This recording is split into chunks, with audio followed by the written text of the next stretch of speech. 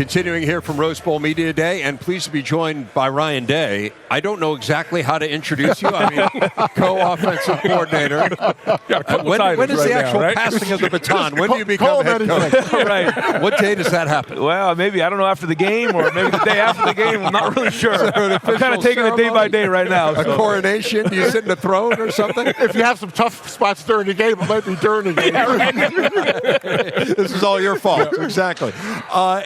What's this been like for you? I mean, you really are wearing multiple hats right now. So how are you dividing your time between focusing on this game, putting in an offensive game plan, but also thinking about everything that's down the line here? Yeah, the first focus was the recruiting in 2019 class. When Coach made his announcement, it was just a rush to get in and really work through the 2019 class, which the response was really, really strong. And really proud of our staff and how we kept that together. So for that first signing day, it was really positive. And then once we got done with the signing day, then the focus was on the Rose Bowl and really doing a great job with practicing, organizing practice, and make sure the guys are prepared.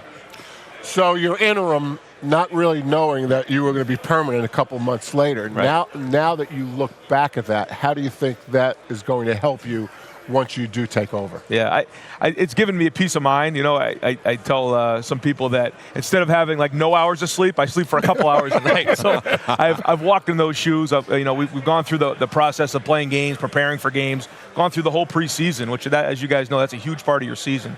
So at least at night you know that you've done it, you've walked in those shoes, so there's some confidence there. You know, we talk about you when we focus on the coaches.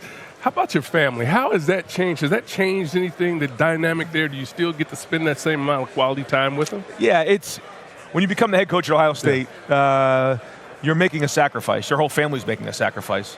And the sacrifice is to do everything you can to make the program better, and that's everybody in the family involved with it.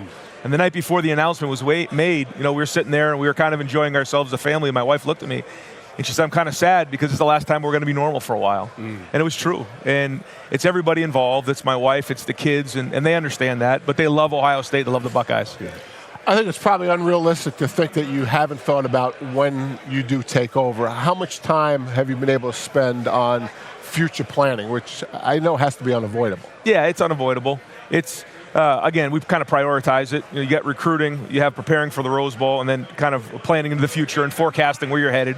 And it's kind of in that order right now. But, when there's time at night going through and kind of putting some things together, getting ready for the first team meeting, and kind of where we're headed in January and February. Talk to us a little bit about Dwayne Haskins' development.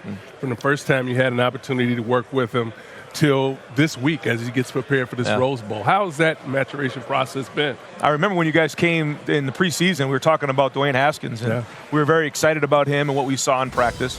But he had no collegiate starts. And in such a short period of time for a sophomore to step in with 13 starts and be where he's at and put the numbers up that he has, it's a tribute to him. But again, I say it all the time, it's a tribute to this offensive line.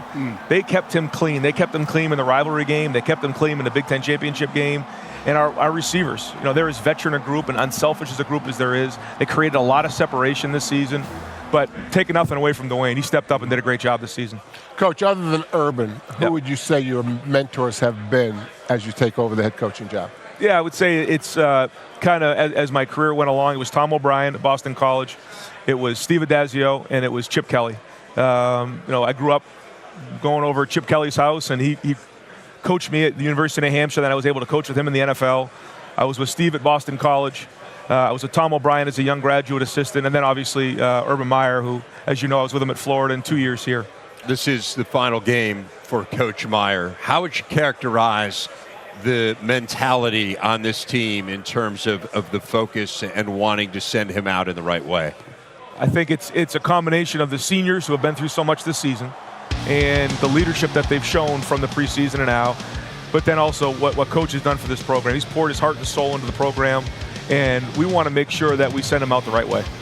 Ryan Day, again, offensive coordinator, head coach, nearly titles. A week away from being head coach of Ohio State. Coach, again, we're really looking forward to working with you in the years to come. Congratulations on everything. Best of luck here. Thank you, guys.